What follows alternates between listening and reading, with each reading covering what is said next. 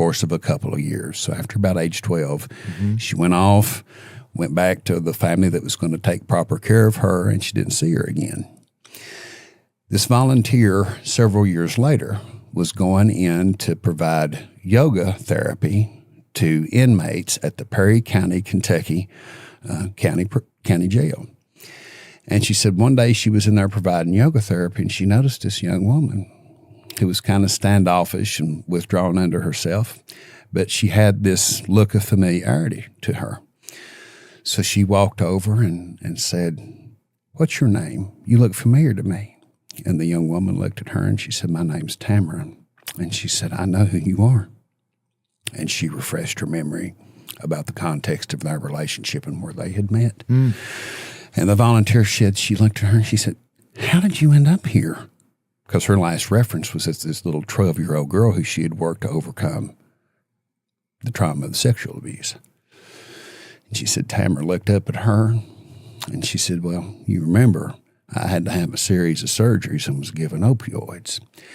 And she said, because, while I got past my physical pain, I never got past the emotional pain that came with all the memories of what I can recall happened to me. And I kept taking the pills because the pills could give me some relief from that unending pain of those memories. And she said, I got busted.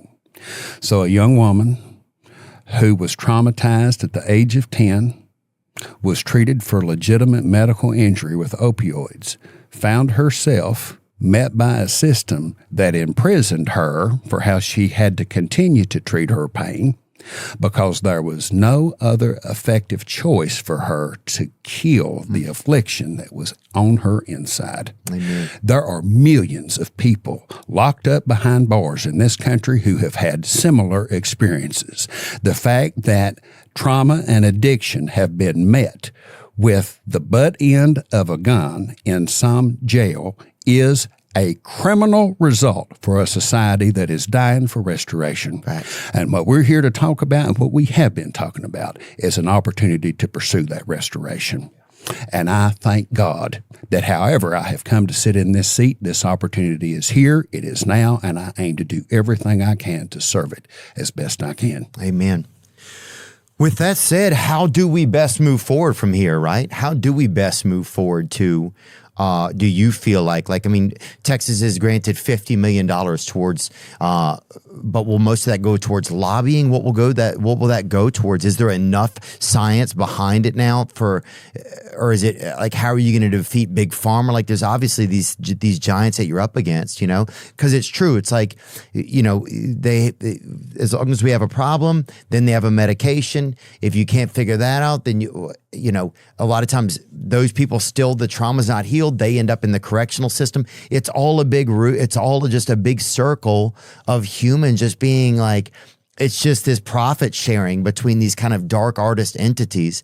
And I agree with you. It feels like we have a pathway now to solution here, to actually have a chance to get back to our roots of humanity and being connected to a divine power. And I believe that it's through medications like this. How do you get from this judgment that's happened in Texas? How do you move forward from here? How do we best move forward from here, do you feel like? I'm going to give you the answer. Okay. But before I give you the answer, I'm going to ask you a question. Okay. Okay. Yeah. If someone had said to you just a year ago, the state of Texas is going to pass the largest single public investment ever to advance psychedelic research and medical development, what would you have said? I'd have said I could see it.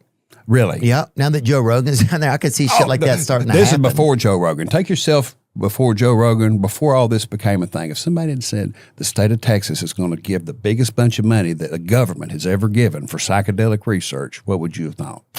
I would have honestly thought, I would have thought that it was possible, I think. I know you have a lot of people that stick to their guns down there in Texas, but I believe that also we've gotten to a place where people that normally would stick to their guns, that people are desperate for something new, right? And Texas, I feel like, has always been a bit of a pioneer state, even though there's a lot of tradition in it. Yes. It's been a proud state of doing things on its own.